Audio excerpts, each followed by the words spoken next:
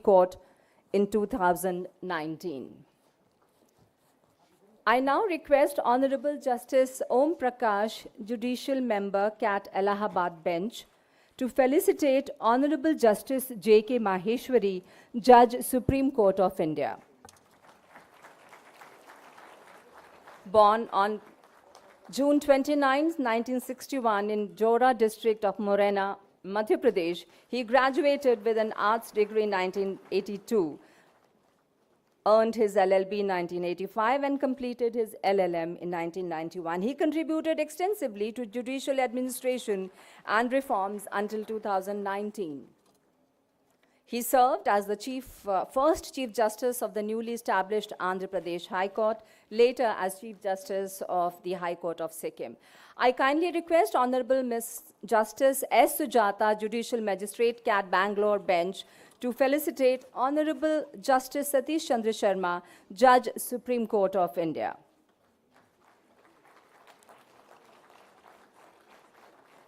Born on 30th November 1961 in Bhopal, Justice Sharma excelled early in education, graduating in science with distinction in 3 subjects and later securing his LLB degree with 3 university gold medals from Dr. Hari Singh Gaur University, Sagar. He was appointed as Additional Central Government Counsel in 1993 and Senior Panel Counsel in 2004. He served as Acting Justice of the Karnataka High Court, was later appointed as Chief Justice of the newly reorganized Telangana High Court. And now I request Honorable Justice Sunil Thomas, Judicial Member, CAT Ernakulam, to felicitate Honorable Justice Prasanna B. Varale, Judge, Supreme Court of India. Justice Varale began his illustrious legal career at the Aurangabad bench of Bombay High Court, training under the renowned Sri Satya Narayan Loya and gaining expertise in both civil and criminal law. In October 22, he assumed charge as Chief Justice of the Karnataka High Court, and on 25th January 2024, he was sworn in as a judge of the Supreme Court of India. I now request Honorable Justice Narendra K. Johri, Judicial Member, CAT Patna Bench, to felicitate Honorable Justice Vijay Bishnoi, Judge, Supreme Court of India. Born in Jodhpur in 1964, Justice Bishnoi began his legal career in 1989. Over the years, he represented a wide range of institutions, including the central government, various departments of the government of Rajasthan, BSNL, BPCL, universities, and cooperative banks. He was elevated as a judge of the Rajasthan High Court in 2013. I now request Honorable Justice Rajiv Joshi, Judicial Member, CAT Allahabad Bench, to felicitate Honorable Dr. Jitendra Singh, Minister of State, Independent Charge, Prime Minister's Office, and also holding charge of the Ministries of Science and Technology, Earth Sciences, Personal Public Grievances and Pensions, Atomic Energy and Space. Dr. Jitendra Singh is a remarkable leader whose journey in itself is an inspiration.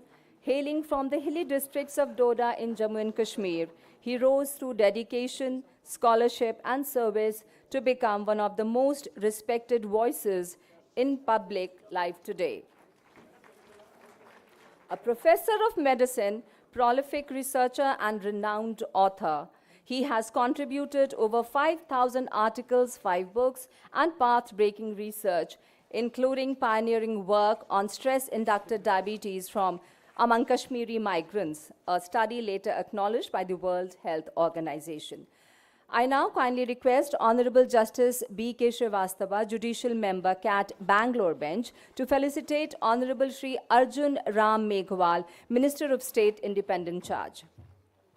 Shri Meghwal's journey is truly inspiring, from a distinguished career in the Indian Administrative Service in Rajasthan to becoming a 4-time Member of Parliament from Bikaner since 2009. In Parliament, he has held several important responsibilities. He served as Chief Whip of the BJP in the Lok Sabha and Chairman of the House Committee from 2014 to 16. I kindly request Learned Shri Ajesh Luthra, President CAT Bar Association, to felicitate Learned Shri R. Venkataramani, Attorney General of India. Enrolling with the Bar Council of Tamil Nadu in 1977, he soon made his mark in the Supreme Court of India, joining the chambers of the eminent Pavani Parmeshwara Rao. In 1997, he was designated a senior advocate by the Supreme Court, a recognition of his legal acumen and deep commitment to justice. Honorable Shri R. Venkataramani has appeared in several landmark matters, including acting as a court receiver in the Amrapali case and representing parties in the Hijab Row case. And finally, I kindly request Honorable Shri R.N. Singh, Judicial Member, CAT Principal Bench, to felicitate Honorable Justice Ranjit More, Chairman, CAT.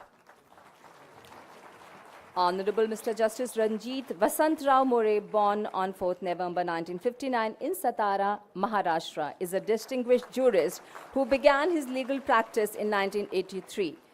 He was elevated as a judge of the Bombay High Court in 2006, later served as the High Court of Meghalaya and became the Chief Justice of the Meghalaya High Court in 2021. On 30th July 2022, he assumed charge as chairman of the Central Administrative Tribunal, where he continues to lead with vision and dedication. Thank you, esteemed dignitaries, and thank you to our respected members for carrying out this ceremony of honor.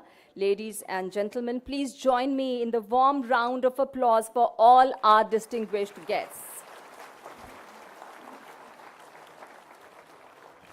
It is now time to formally commence our inaugural session. To deliver the welcome address, I have the honor of inviting Honorable Mr. Justice Ranjit Vasantrao More, Chairman, Central Administrative Tribunal.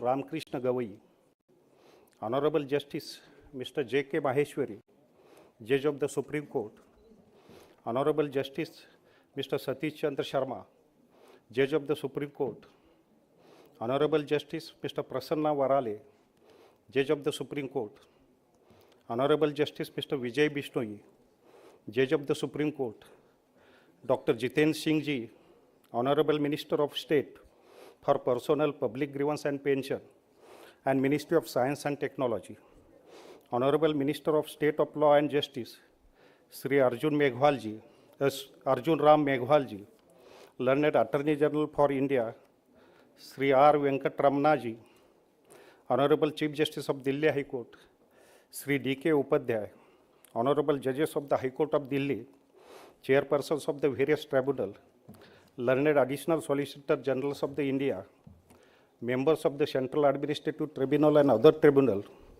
secretaries and senior officers of the Government of India, former chairman and members of the CAT, members from the bar, distinguished guests, ladies and gentlemen. Good morning to all of you. It is my profound honor and privilege to welcome you all to the 10th All India Conference of the Central Administrative Tribunal. This is a significant occasion, not just for us within the tribunal, but for the entire administrative justice system in our country. It was through 42nd Amendment to the Constitution of India in the year 1976 that Chapter 14A was added, paving way for the Constitution of the Administrative Tribunal.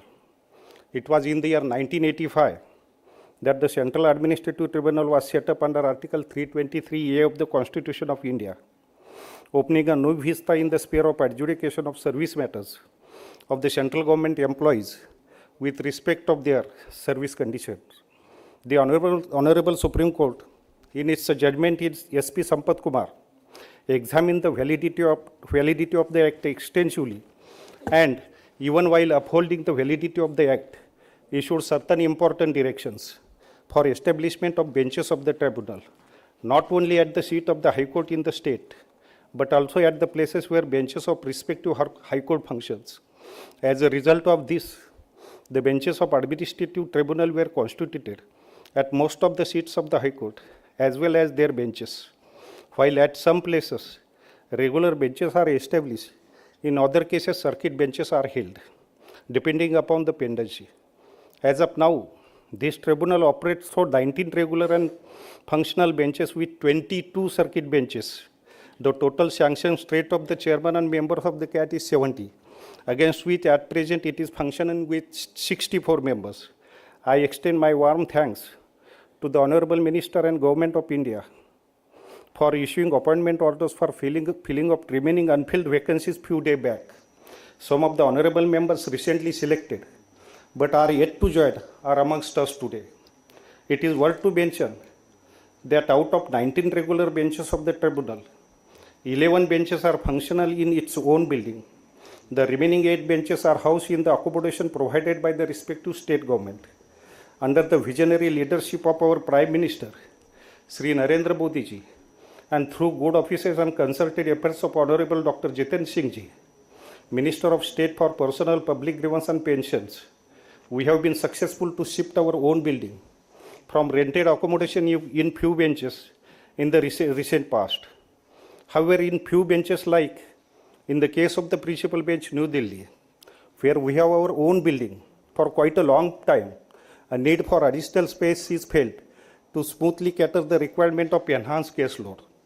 I can say with firm conviction that prime focus of the members of the tribunal has been to overcome the burden of pendency of the cases and restore the confidence of all stakeholders in the system.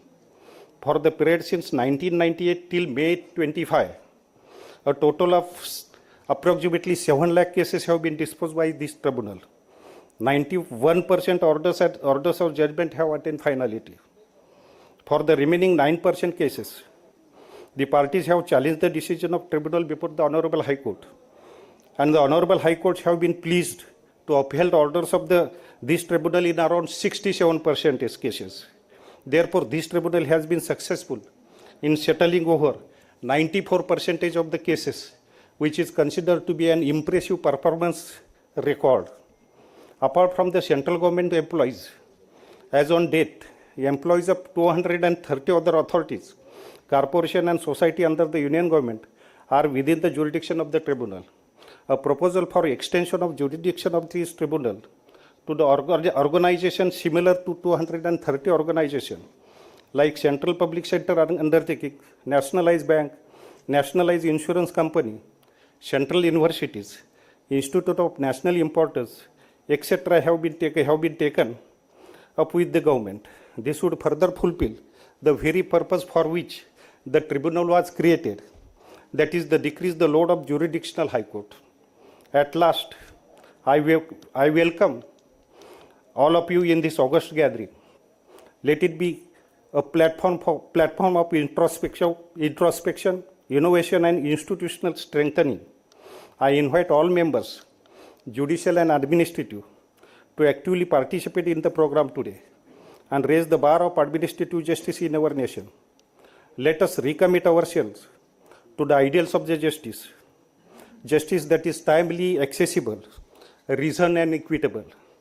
On behalf of entire tribunal fraternity, I extend my heartfelt gratitude to Honorable the Chief Justice of India, the Honorable Judges of the Supreme Court, Honorable Ministers of the Union Government, Attorney General of India, Honorable Chief Justice and Judges of the Delhi High Court, Chairpersons of the Tribunal, Additional Solicitor Generals, members of the Bar, other dignitaries, for their august presence here today.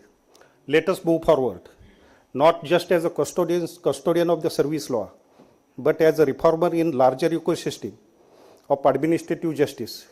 Thank you. Jai Hind. Thank you, Honorable Justice More, for those gracious words and for setting the tone for this conference. We now have the privilege of hearing from the nation's foremost legal advisor, a jurist of extraordinary depth and wisdom, Sri R. Venkataramani, Attorney General of India. With over 4 decades of distinguished practice, he has appeared in some of the most significant constitutional and public law cases, contributed to environmental and human rights jurisprudence. Please welcome them. Honorable the Chief Justice, Judges of the Supreme Court, and very distinguished audience, and when two ministers and the creamy layer of the Supreme Court of the dais, I suppose many things get resolved. And walking an extra mile is always said to be a good way to do it. And I thought, let me walk this little extra mile to greet all of you on an occasion like this. 39 years ago, the idea of having a tribunal was conceived, and much before that. It's important to notice that we have come a long way from breaking ground from the English understanding of tribunals. And in 1950s, early 50s, whether under Article 136, we will have a specially petitioned against the Industrial Tribunal, Supreme Court was grappling with those issues. For good, I think we have put all that ideas to rest. Tribunals, for all practical purposes, are courts. Let us no longer, be concerned about that issue. And if they are courts have an important element of our administration of justice. Having said that, I remember in '86 when the tribunal was set up, I see in my presence in the front row many leading lawyers who have practiced in the High Court and in the tribunal, with many of whom had jostled shoulders, and the contribution which we are trying to make to the emerging jurisprudence of service law in our country. We had tall judges like Chief Justice Madhav Reddy, I remember those days when the idea whether tribunal will really grow at all. We had a lot of doubting Thomases. I think those doubting Thomases have been laid to rest. We no longer have those among them. It's good that we keep on celebrating the emergence and the birth and the growth of tribunals in our country, notwithstanding the fact that we still have some problems. Problems are always there. No court, no institution grows without problems. We have problems of infrastructure, we have problems of appointment of judges, so on and so forth. But that's besides the point. And recently when I was asked to look into the Tribal Reforms Act, and we've been series of discussion at the executive level and also among the practitioners, these are some common issues. I suppose it's important for us to go beyond these issues and to understand that how to strengthen this tribunal in order that, number one, the selection, the appointment gets into a quality set of people who are coming into the institution. With quality comes equipment and integrity. With equipment and integrity comes fruitful outcomes. What else do you want? And I suppose we're all wedded to this idea of ensuring that tribunals are firmly rooted. The tribunals play an important part in the administration of justice in our country, and we have the Supreme Court and the High Courts playing an important role in ensuring they function within the broad parameters of our constitutional outlines. I don't think we need also to get into the question of judicial review versus lack of judicial review. All that I think will get settled over a period of time. What is important is within the broader constitutional parameters, will the tribunal be strengthened to ensure the justice delivery system is comfortable, is full of certainty, and it doesn't admit of all those doubts we talk about, whether there is extraneous factors which enter and corrode the administration of justice issues. Once we take care of quality, I suppose everything else will be taken care of. In some private conversation, judges keep telling me about quality. I'm sure over a period of time, with the two honorable ministers being here, we'll also be able to resolve all those issues. And that's why we need to have a round table more often as possible, where this kind of issues are sorted out at the executive level in some matters coming on the litigated on the judicial level. I think it's important to do that. I'm sure the two honorable ministers will be able to spare a little more time and ensure that. Yesterday I was in Bombay in a different context. We were talking about the Indian Chamber of Commerce at a global business summit. Question was, how do you ensure that the Indian judicial system, our legal framework, is able to match up to global requirements and needs and demands?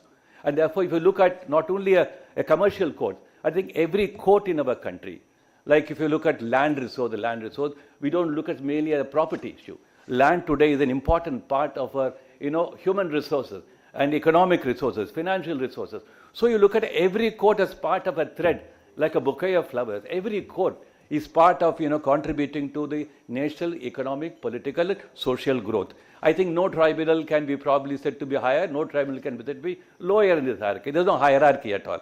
I suppose in this understanding, I'm sure with the administrative tribunal having played an important role in ensuring equity and justice.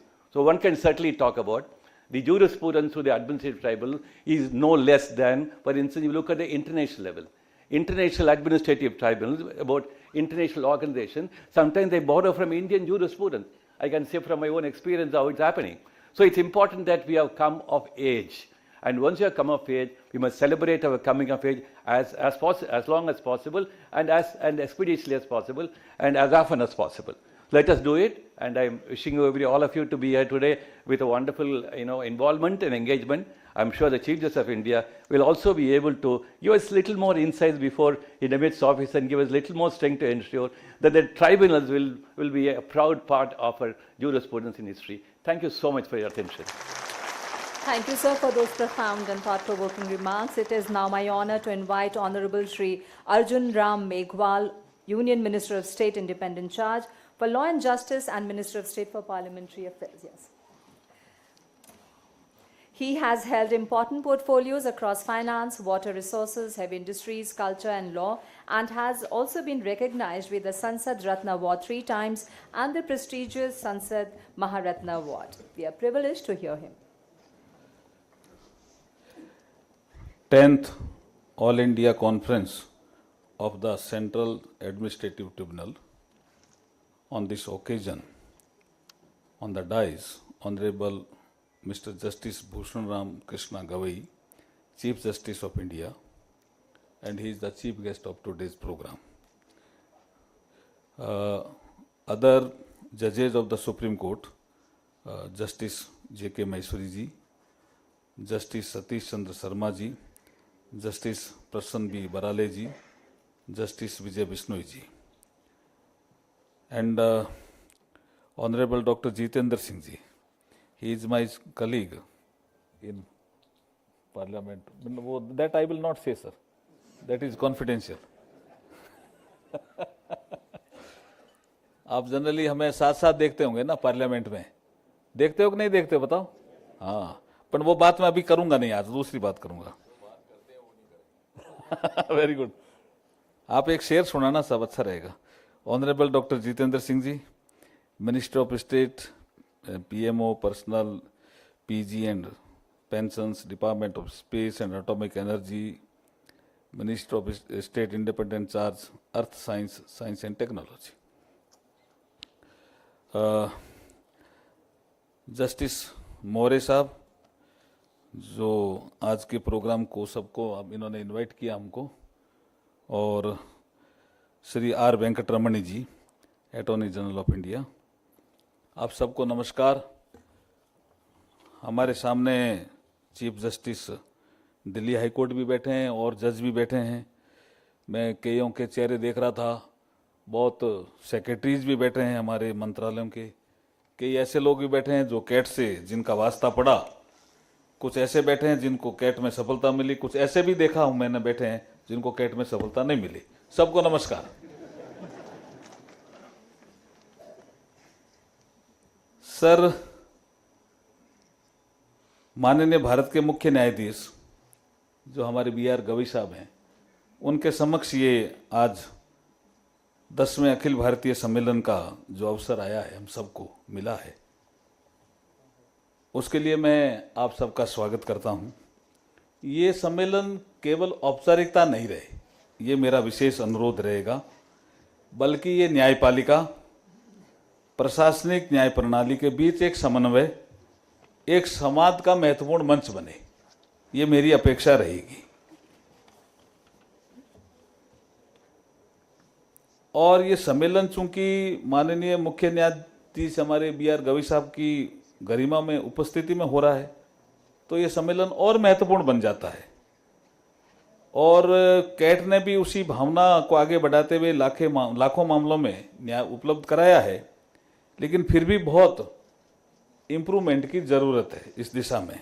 तो इसमें विशेष रूप से चिंतन, मनन, मंथन विशेष रूप से होना चाहिए इस सम्मेलन में, ऐसी मैं अपेक्षा करता हूं. देखिए, लगभग 4 दशकों से जो हमारा कैट है, ये हमारे देश के जो लोक सेवक हैं उनके लिए न्याय की आधारशिला रही है. मैं तो जब फाइलें देखता हूं तो ऐसा देखता हूं कि कई बार जजमेंट बहुत अच्छा है, लेकिन हमारे विभाग जो हैं वो कहते हैं नहीं साहब, हमें तो अपील ही करनी है.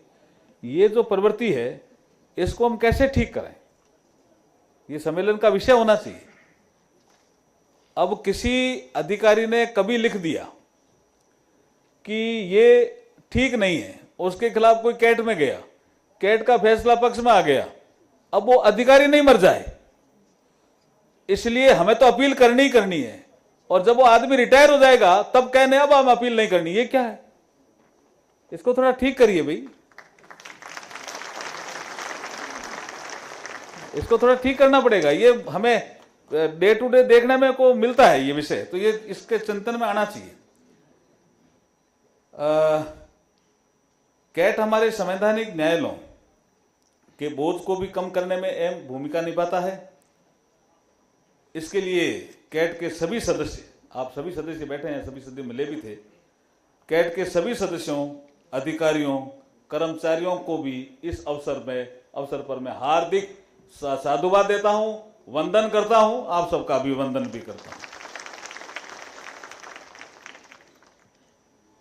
आने वाले समय में जो चैलेंज हमारे सामने रहेंगे वो ई कोड से लेकर के एआई संचालित अनुवाद से लेकर के डिजिटल केस मैनेजमेंट को लेकर के हम एक क्रांति के साक्षी बनेंगे, और जल्दी ये चैलेंज हमारे सामने उपस्थित हो भी रहे हैं।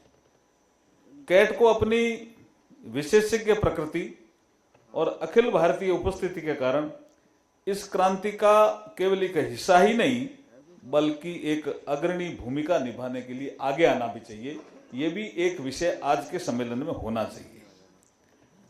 देखिए, कई बार ज्योग्राफी कि मैं तो दूरस्थ क्षेत्र का आदमी हूं, इसमें कई बार उसको न्याय दिलाने में हम कठिनाई महसूस करते हैं। तो आने वाले समय में ई filing, virtual hearing, digital repository, ये केवल सुविधाएं नहीं है, ये न्याय का लोकतंत्रीकरण करने के शक्तिशाली साधन भी है। और हमें ये सुनिश्चित करना है कि ज्योग्राफी अब न्याय के मार्ग में बाधक नहीं बनेगी, ये हमें सुनिश्चित करना है। आज के सम्मेलन में मुझे लगता है यही सभी चीजें आपके समक्ष आने वाली है। मैं पुनः हम एक ऐसे भविष्य की कल्पना करें जहां केंद्रीय प्रशासनिक अधिकरण दक्षता, पारदर्शिता और नवाचार के लिए एक वैश्विक मानक बन जाए। एक ऐसा भविष्य जहां प्रौद्योगिकी और न्याय साथ साथ चले, यह सुनिश्चित करते हुए कि प्रत्येक लोक सेवक के लिए न्याय न केवल हो बल्कि शीघ्र, सस्ता और सहज रूप में होता हुआ दिखना भी चाहिए। मुझे पूर्ण विश्वास है कि भारत के मुख्य न्यायाधीश जी के मार्गदर्शन और यहाँ उपस्थित सभी लोगों के सामूहिक ज्ञान और संकल्प से हम इस दृष्टि को वास्तविकता में बदल देंगे। मैं ये भी कहना चाहूँगा कि न्याय की सबसे बड़ी पहचान उसकी तेजी, पारदर्शिता और निष्पक्षता है। हमें मिलकर ये सुनिश्चित करना होगा कि प्रत्येक सरकारी कर्मचारी को, चाहे वे किसी भी स्तर का हो, न्याय प्राप्त करने में अनावश्यक देरी नहीं होनी चाहिए। मैं इस अवसर पर केंद्रीय प्रशासनिक अधिकरण के सभी माननीय अध्यक्षों, सदस्यों और कर्मचारियों को साधुवाद देता हूं, जिन्होंने अपने परिश्रम और समर्पण से इस संस्था को विश्वसनीय बनाया है। अंत में मैं यही कहना चाहूँगा कि न्यायपालिका और कार्यपालिका का ये साझेदारीपूर्ण प्रयास भारत को एक ऐसी न्याय व्यवस्था की ओर अग्रसर करेगा जहां न्याय केवल एक आदर्श न होकर प्रत्येक नागरिक के लिए सुलभ वास्तविकता होगा। जय हिंद, बहुत बहुत धन्यवाद, आभार। Thank you, sir, for those inspiring and insightful reflections. It is now my privilege to invite Honorable Dr. Jitendra Singh, Union Minister of State Independent Charge, Prime Minister's Office, Personnel, Public Grievances and Pensions, Science and Technology, Earth Sciences, Atomic Energy and Space. Please welcome Honorable Dr. Jitendra. Thank you, Justice More, for placing this beneath my feet. With everybody around being taller in intellect, at least I can pretend to be physically taller now. Honorable Chief Justice of India, Mr. Justice B.R. Gavai, Honorable judges of the Supreme Court,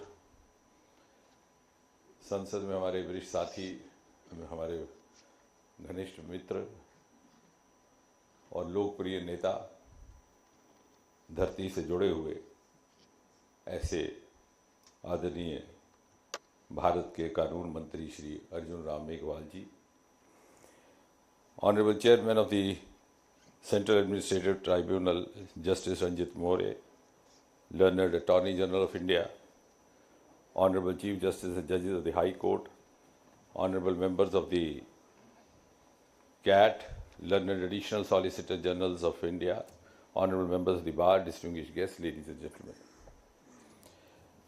At the outset, I have to compliment you and also thank Chairman for making me a part of this very momentous occasion, the 10th All India Conference of CAT. And I have been a close witness to the manner in which Justice More has been very passionately preparing for this event. And in fact, for the last almost 6 months, he's been reminding me, if not 6 times a day, at least 6 times a week, that I have to make myself available in Delhi on the 19th of September, on the 20th of September. So that's the manner in which he's been totally involved in this, with his heart and mind into this. When I saw around, my first thought was that in this galaxy of learned gathering, I am possibly the only odd one, in the sense that I am neither a member of judiciary nor a law-knowing person, nor even qualified or eligible to be a member of a CAT bench. Something which Arjun ji can be. क्योंकि जैसे उनका परिचय पढ़ रहे थे कि वो पूर्व सिविल सर्वेंट है और कैट के एडमिनिस्ट्रेटिव मेंबर बन सकते हैं, लेकिन हम तो उसके भी काबिल नहीं, और इसलिए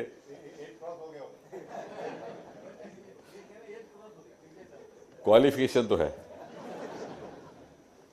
So from that point of view, I think I am here to actually learn from you all, also to gather some inputs, go home and introspect and try to do the course correction which is required, at least at the level of the ministry. As the chairman was mentioning, CAT was established way back in 1985 as a part of Article 323A. And the purpose possibly was twofold. A, to bring ease of justice for the government employee, so that he doesn't have to knock at the doors of the court, the High Court. And B, of course, to reduce the backlog in the High Courts. And there are a number of cases, of course, in services. We have the promotion cases, we have empanelment cases, we have corruption-related cases, we have disciplinary-related cases, and several others. And the composition of CAT was also, therefore, very thoughtfully decided upon to have one judicial member, one administrative member. And if one of the important objectives of having CAT was to reduce or to bring in ease of justice, I think the chairman has abundantly given you figures. And one of the issues flagged in the last conference was that many of the benches are having vacancies which are coming in the way of speedy or timely justice. I am glad, and I am also glad that chairman has himself endorsed that. With the personal intervention of Prime Minister Modi, we were able to, by and large, fill all the vacancies now. But the fundamental question remains that we had to be constrained to bring in an amendment which is very gracefully tended to be forgotten. We had to bring in an amendment to have an administrative member also as the head of the bench, which was not so in the original act.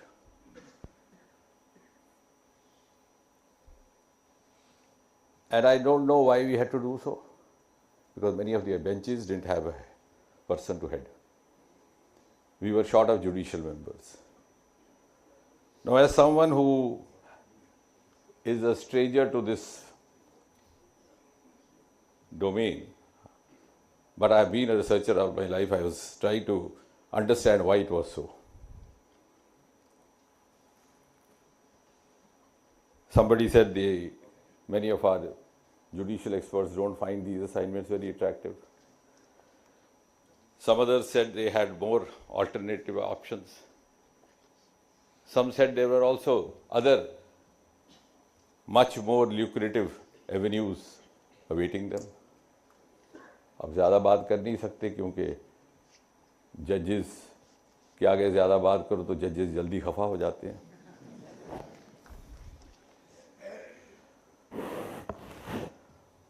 और आम इंसान खफा हो तो जज डांट भी सकते हैं, लेकिन अगर जज खफा हो तो हम डांट भी नहीं सकते. And to tell you honestly, I was not very sure whether we should go ahead with this amendment.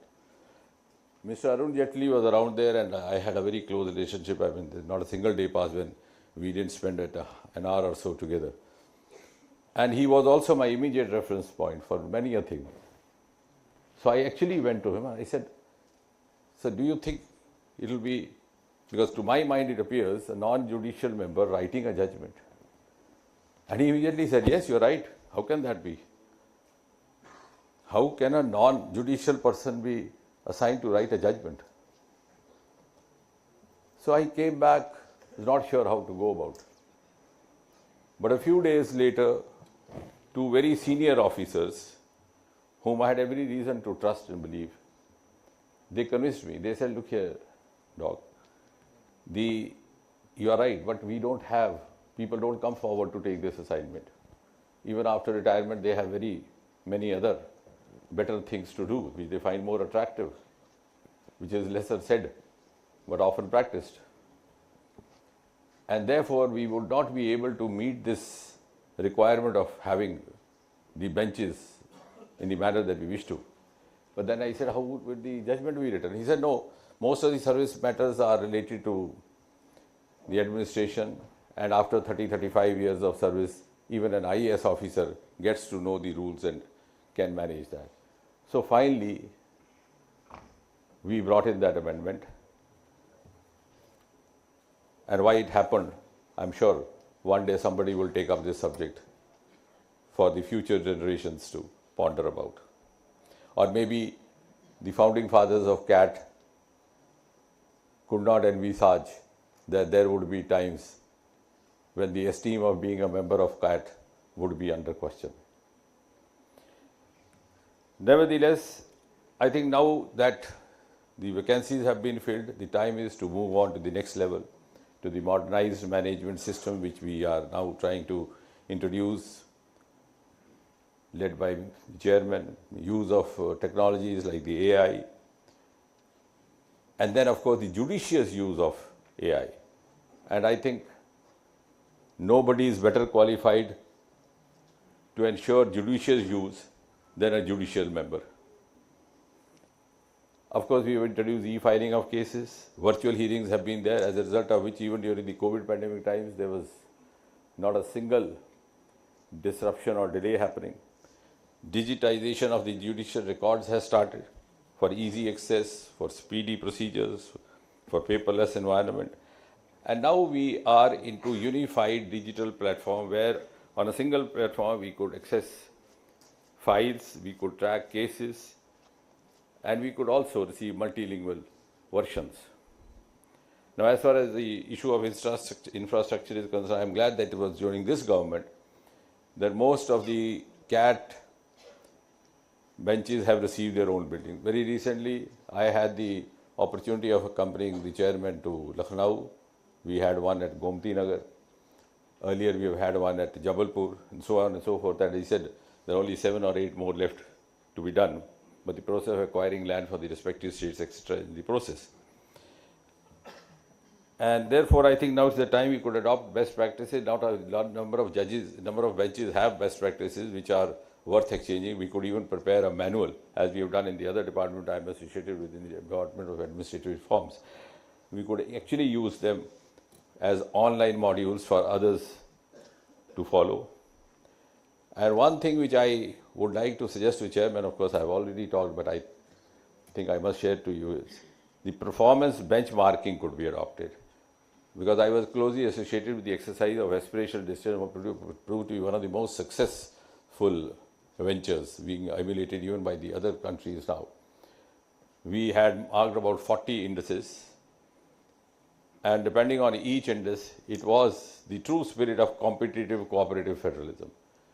So here also we could identify some of the indices, like for example, the disposal rate, the pendency reduction, the average time of adjudication, the adherence to the procedural timings or the timeline, the extent of the use of technology, the satisfaction of the litigant. That's why I said we have to use AI, because we have the experience of having introduced a grievance redressal system called CPGRAM, which is again to be proved to be a global success story. We have 95 disposal rate as we have now, the chairman mentioned. But I suggested to the secretary, who is incidentally over here, I said disposal rate is 100%, but nobody is happy. So he looked back. I said that is something which is beyond the spectrum of a grievance redressal officer or a lawyer. And in the West, they have started talking about something like happiness index. So we virtually introduced a human component last year. After redressal of every case, a human person talks to him. If that could be done, could be also the answer to what Honorable Law Minister was very rightly mentioning. For every judgment you have an appeal. And therefore, and as the Law Minister very rightly mentioned, if the core purpose of CAT was to reduce the backlog in the high courts and to ensure easy, accessible justice, then would we be living to that envisaged objective or ideal if we have this culture? If the employee gets a judgment favorable to him, the department goes to the court. If the department goes, then the employment comes. So I think it's time for us to ask, have we actually introduced ease of justice, or we have just introduced one more step into this at the cost of the state exchequer, time and whatnot? And what could be the solution to that? Do we need some checks? Do we need some embargoes? Do we need some kind of a code? Because this is something which comes up every conference. And again, we are at same. I don't have to talk much because the judges impose laws and rules for others. So the physician can heal thyself. Or we simply leave it to the integrity of all those concerned. Because we have all the technology available to us, we have all the buildings, headquarters, but unfortunately, government can't provide you with an alternative for integrity. And therefore, you are better placed to educate me, others like me, how best to go about. I leave it to that. Once again, compliments, Chairman More. Thank you, sir, for those kind words. It is now my highest honor to invite Honorable Mr. Justice Bhushan Ramkrishna Gavai, Chief Justice of India. Justice Gavai, elevated as the 52nd Chief Justice of India in May 2025, has had a distinguished judicial journey from Bombay High Court to the Supreme Court and now to the nation's highest judicial office. He is celebrated for his landmark contributions to constitutional law, a historic milestone in the annals of the Indian judiciary. It is our privilege to hear his guidance today. May I request now Honorable Chief Justice of India, Justice B.R. Gavai, to address this august gathering.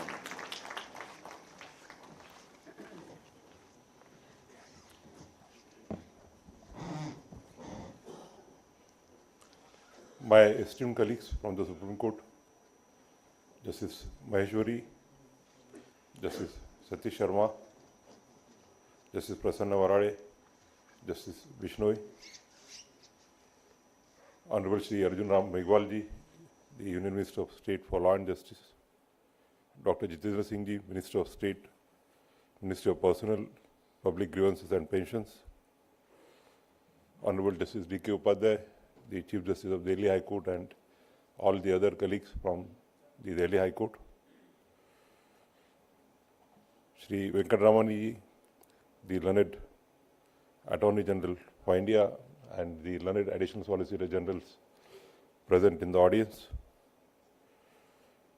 Honorable Shri Justice Ranjit More, Chairperson of the Central Administrative Tribunal, and all the other chairpersons and members of the state administrative tribunals, as well as the members of the Central Administrative Tribunal, Justice Menon, the Chairman of the Armed Forces Tribunal, Justice Mishra, Chairman of GST Tribunal, Justice Sanjay Yadav, the member Lokpal, Srimati Anju Rathi Rana, the Secretary Law, and the other secretaries present here, the President and Office Bearers of the Central Administrative Tribunal Bar Association. I see quite a large number of the senior advocates from the Supreme Court, as well as the other lawyers from the Supreme Court, the members of the staff, the registrars, and dear friends. A very good morning to all of you. I am delighted to address you all today at the inauguration of the Central Administrative Tribunal Conference 2025. As a matter of fact, it's a personal pleasure for me to be here. The chairman of the CAT, Justice More, and me started practice together around 41 years back at Bombay. Our another friend, Sradparam Radkani, the former Additional Solicitor General and Senior Advocate, is also present amongst the audience. And our friendship for the last 41 years is as it is till today. And when he was the Chief Justice of the Meghwal High Court, I had also visited the beautiful Chief Justice's house in the Meghalaya, wherein I think many of us have had the pleasure of hospitality. Let me begin with congratulating the Central Administrative Tribunal for envisioning this conference, where chairpersons and members of all the central as well as the state administrative tribunals can come together and discuss the working of the tribunal and the challenges they face, and brainstorm solutions to enhance efficiency and accessibility. The spirit of collaboration and problem solving which will guide this conference was also the guiding force for the enactment of the Administrative Tribunals Act 1985. This act was intended to establish bodies that would ease the burden of the courts by dealing with the service matters. As a result, these tribunals were designed to improve efficiency and access to justice for government officials. The Central Administrative Tribunal has worked tirelessly to achieve this goal in the 4 decades since its inception. CAT's disposal rate bears testimony to its sustained efforts in ensuring improved access to justice. For instance, the Law Commission in its 72nd report has highlighted that CAT had achieved a disposal rate of 94% compared to the number of cases instituted annually. CAT also maintained an admirable disposal rate of 91% between 2015 to 2019. A look at the current disposal and pending case status on CAT's website also reveals that CAT has disposed of nearly 4 lakhs of the 6 lakh cases instituted in the tribunal so far. These numbers reflect the immense effort, discipline, and dedication that have gone into making of tribunal a functional and a responsive institution. Yet, while it is important to celebrate these achievements, it is equally crucial to acknowledge that statistics cannot be a sole measure of justice. Other factors such as consistency, transparency, and public faith must also be considered. We must therefore also reflect on the continuing challenge of pendency. Despite commendable disposal rates, pendency of administrative tribunal remains a significant concern, as it is so even with the pendency in the courts. The Law Commission reported that as of July 2017, more than 44,000 cases were pending before CAT. This number has grown significantly over time, with over 1 lakh cases currently pending at the CAT and numerous other pending at the state administrative tribunals as well. Another persistent problem in this regard is with multiplicity of appeals which arises from the tribunal's decisions.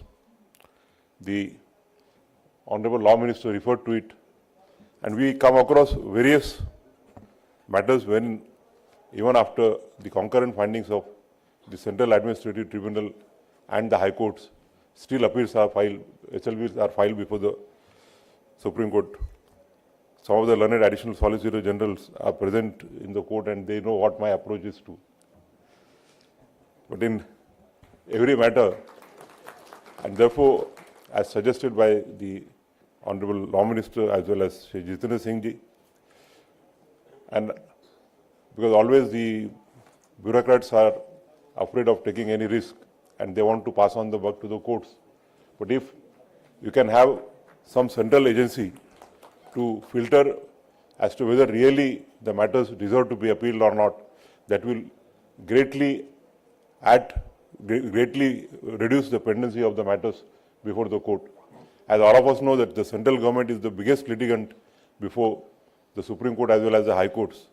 And if a nodal agency, because I had practiced, my colleague Justice Amri is also present here, when I was in Nagpur, we had issued directions that in every department and every collector office, there should be a nodal officer who should scrutinize as to whether the matters deserve to be appealed or not.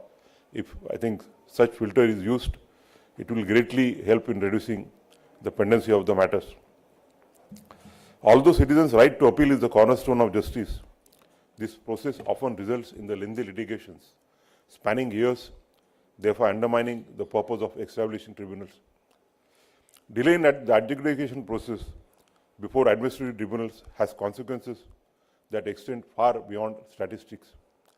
In numerous instances, the government officials and officers reach the age of retirement before their cases are finally resolved. No doubt that it is true that even after retirement, the post-retirement benefits, that is the monetary benefits, can still be granted, but the prolonged uncertainty and delay create significant professional and personal challenges. This is a problem that demands urgent attention and systematic effort.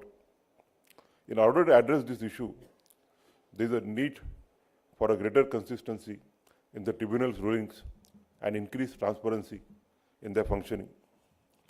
A citizen who approaches a tribunal must feel that the decision rendered is a well-reasoned.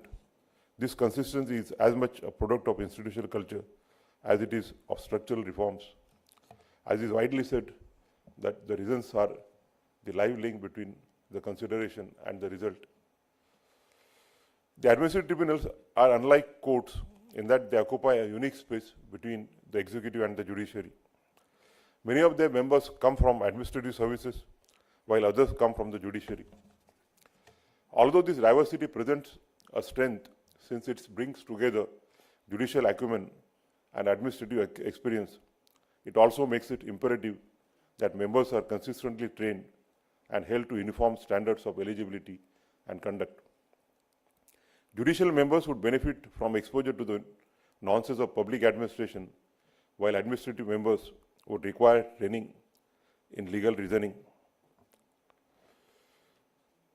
I may not be taken, because nowadays you don't know what you say and what comes in the social media.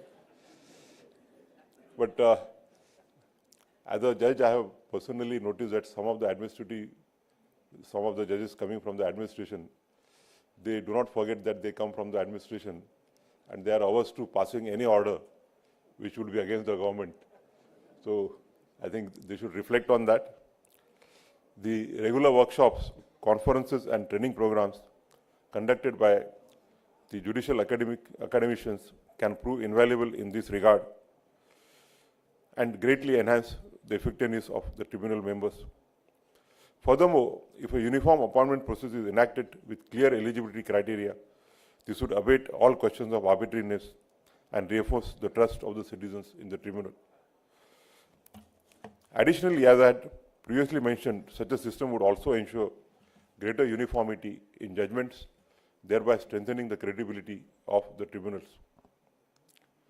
While I am on this issue, and since both the Honorable Law Minister and Jitendra Singh are present in the court, one of the issues that the government needs to address urgently is the service conditions of the members of the tribunal.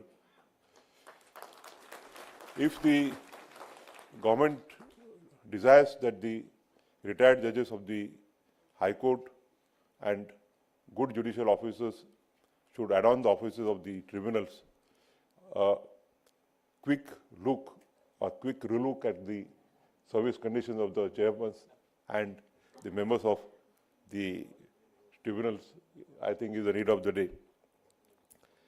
The second area I wish to highlight is the need for a centralized data platform. National platforms such as the National Judicial Data Grid or the National Justice Clock provide comprehensive data on the functioning of the courts at the district, high courts and the Supreme Court levels. These details include case filings, disposal, and pendency data. However, no such database exists for the tribunals. Although CAT provides a brief overview of pending, disposed, and filed matters on its homepage, a comprehensive resource where such data can be found for the central and the state administrative tribunals would provide more uniformity in accessing data. Additionally, it would also empower litigants to track their cases with greater ease. Such uniformity in data will also foster a culture of comparability amongst the tribunals, allowing policymakers, researchers, and the court to identify best practices as well as areas which may require urgent attention. Such a database where tribunals regularly update the status of each case reviewed by them would also greatly improve the tribunal's sense of accountability and transparency. The Honorable Minister for Personnel and Public Grievances and Pensions has already flagged about the issue of the technology and the AI. In the Supreme Court, we are using AI for categorization of the cases as well as for translating the judgments in around 17 languages so that the litigants know what is written about their case. One crucial aspect that I would also like to discuss about the conduct of the judges, the judicial officers, and also the quasi-judicial officers. As many of you must be knowing that in the All India Judges case, we have now reintroduced the requirement of a practice of 3 years for the law graduates to be eligible for the examination of the JMFC. We had done so after we collected the data from all the states as well as all the high courts. And it was noticed that the fresh graduates who did not have any experience of the or exposure to the court, they would, the chair would go to their head on the very first day and they would browbeat or ill-treat the lawyers with the standing of 40 years and 50 years. And therefore, we thought that it was necessary that the candidate, before appearing for the examination, must be exposed to the nonsense of the court practice and procedure. Recently, we also noticed that due to the conduct of some of the judges, there is a discontent in the bar. I had read a newspaper item or on a Google wherein, because of one judge in one high court, I won't name the judge and I won't name the high court, a young lawyer was so browbeaten that he became unconscious in the court. As judges, we must also accept the position that both judges as well as the lawyers are like two wheels of the golden chariot of justice, none superior, none inferior. Unless both the judges and the lawyers work in together, the institution of administration of justice, which exists for the last citizen of this country, cannot function properly. As the judicial officers, as the judges, as the members of the tribunal, we wield immense power, but we must carry this power with the utmost humility and responsibility. All litigants who appear before us do so with the faith that they will receive justice before us, and therefore our judgments should not be colored. I urge everyone to honor this responsibility, not just within the official spaces, but outside as well. In many ways, our roles are those of a leader. We will shape the lives of several thousands of citizens through the outcomes that we determine, thereby also affecting the faith of the citizens in the country's judiciary. Thus, in our capacity as the judicial or quasi-judicial officers, we must remember Martin Luther King's words, and I quote, "We need leaders not in love with money, but in love with justice. Not in love with publicity, but in love with humanity. Leaders who can subject their particular egos to the pressing urgencies of the great cause of freedom." As we reflect on these themes, I encourage you not to see them as criticisms, but as an opportunities which can inspire change. They are points for collective reflection so that we may come up with innovative solutions to strengthen the tribunal system. The Central Administrative Tribunal and its counterparts in the states have already played a transformative role in reducing the burden of courts and in improving access to justice for countless citizens. We must now build on that legacy and further strengthen it. I am confident that the deliberations at this conference will produce valuable insights. It is my hope that today's conference will help us improve the legitimacy of tribunals in the eyes of the people. I hope the discussions in this conference prove enriching and that each of you returns with renewed energy to carry forward this work of strengthening our institutions. I would again thank my dear friend, Justice Ranjit More, for inviting me to inaugurate this conference. As a matter of fact, we were scheduled to go to Bikaner, but then we changed our program and we abided by command of Justice More, and from here the Honorable Law Minister and Justice Bishnoi and I will be from the Bharat Mandapam will be going to the sand dunes of Bikaner. So thank you very much. I wish you all the best for today's day-long conference. Thank you. Thank you, sir, for those profound words that will inspire and guide us all. To bring this inaugural session to a close, may I now invite Honorable Mr. Justice R.N. Singh, Judicial Member, Central Administrative Tribunal, Principal Bench, to deliver the vote of thanks.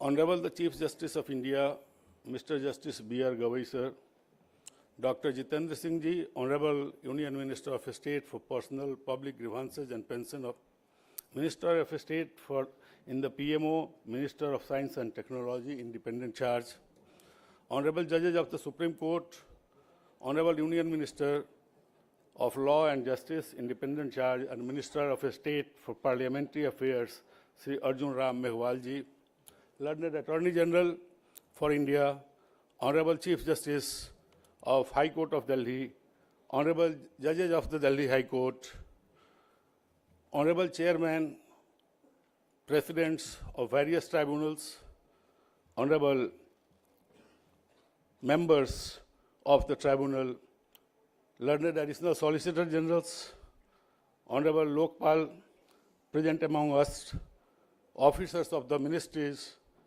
and various departments of Government of India and other organizations. Honorable members from the bar, distinguished guests, ladies and gentlemen. Namaskar and a very good afternoon to all of you. I feel immensely privileged and honored to extend a heartfelt thanks on behalf of the Central Administrative Tribunal on this momentous occasion of our 10th annual conference held at this grand venue of Bharat Mandapam. At the outset, I express our deepest gratitude to the Honorable Chief Justice of India, Sri Gavai Sirji, for gracing this occasion with his august presence. Sir, your kind presence amidst us has added to the stature of this conference. Your kind words of wisdom will not only encourage and motivate us, but will also serve as inspiration to rededicate ourselves in the cause of justice. I would like to extend thanks to you for delving upon various dimensions associated with judicial work. I'm sure it will serve as a guiding light in strengthening the institution of administrative justice in our country. I also extend our sincere thanks to the Honorable Judges of the Supreme Court for their august presence in this session today. Your kind presence is a reflection of continued support and insightfulness perspective which would encourage us towards collective pursuit of judicial excellence. Thank you very much for gracing the occasion, sirs. I would like to extend a special thanks to Dr. Jitendra Singh ji, Honorable Minister, who holds many positions in the Government of India and whose unflinching commitment to administrative reforms and governance has been instrumental in empowering institutions like ours. Sir, your vision encourages us to continue evolving in sync with needs of changing administrative landscape. We are especially thankful to you, sir, for taking a special interest in ensuring the full human resource is provided to this tribunal for better efficiency. We equally honored by the gracious presence of Honorable Sri Arjun Meghwal ji, Union Minister for Law and Justice, whose concern for justice is ingrained very deep in his heart. Honorable Minister has rendered a yeoman service in the area of his responsibility in the Union government. He is a pillar of strength for judicial institutions across the country. Sir, your address today was not only informative, but deeply motivating too. I warmly thank the Attorney General for India for accepting our invitation and sparing time to be part of this program. Sir, your kind words of encouragement come from your long experience in practice of law before various constitutional courts in the country. We deeply appreciate your concern for easy and faster justice, sir.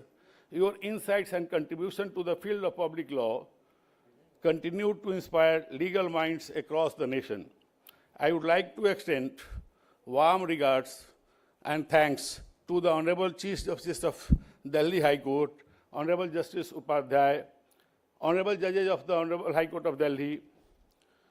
Their august presence stimulates us to strive hard in furtherance of cause of justice.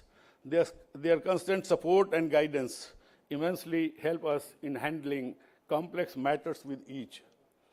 I also wish to express my gratitude to various chairmen, including the chairman of Armed Forces Tribunal, Honorable Justice Menon, other chairmen and presidents of other tribunals, former chairman of this tribunal, Honorable Justice Kohli, Honorable former vice chairman of this tribunal, and honorable former members of this tribunal. Your esteemed presence motivates us to carry forward the cause of justice with renewed dedication. The wisdom and guidance you have shared remain invaluable in helping us in discharge of our responsibility with confidence. We are also grateful to and thankful to Honorable Justice Reddy, our former chairman, for his august presence amongst us. My thanks is due to the Honorable Chairman of the Central Administrative Tribunal also, and the members of this tribunal who have come from various benches. I must especially mention that Honorable Chairman, sir, has been taking keen interest in ensuring purposeful and smooth deliberation in this conference.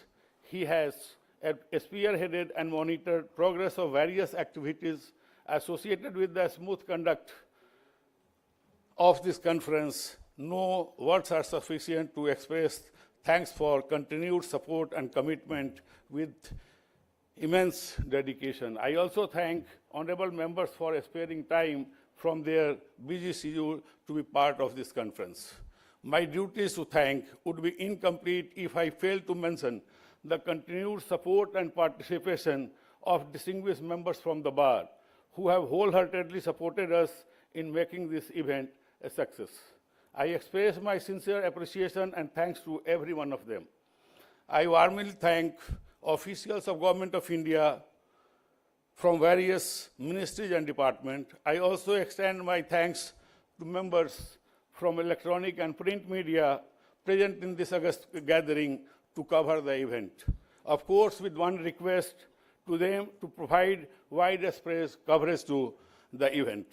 Thanks are also due to the management team and staff of Bharat Mandapam, the Soka Hotel, New Delhi, as well as officials of Delhi Police for assisting us in making arrangements to organize this conference at this venue of international repute. A conference of this scale would not have been possible without the intense involvement and tireless effort of the organizing committee, officers and staff of the Central Administrative Tribunal. I would like to especially thank my colleague, Honorable Mr. Manish Garg and Honorable Mr. Rajendra Kashyap, who have minutely deliberated on every detail and monitor the progress of every activity. The efforts made by them as well as by the teams under the direction and leadership of the learned Principal Registrar of the Tribunal, learned Registrar and other senior officers of the Tribunal are also commendable. I thank them for their unflinching commitment and sincerity. Once I again thank each one of you for your presence, participation and invaluable contributions. Jai Hind, Namaskar. Thank you, sir, for those kind of acknowledgements. May I now request everyone to please rise for the national anthem.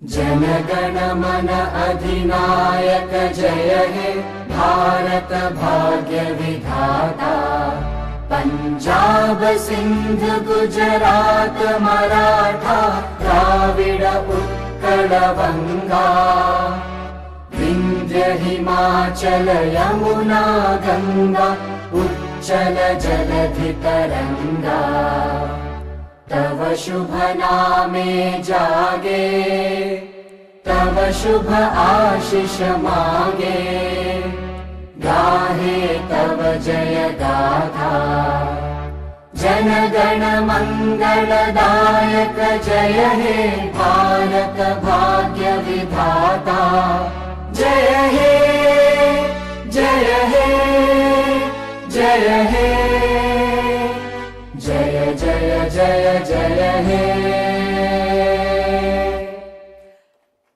Ladies and gentlemen, that concludes the inaugural session of the 10th All India Conference of Central Administrative Tribunal 2025.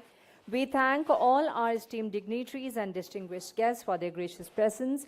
May I request our honorable guest to kindly proceed for high tea.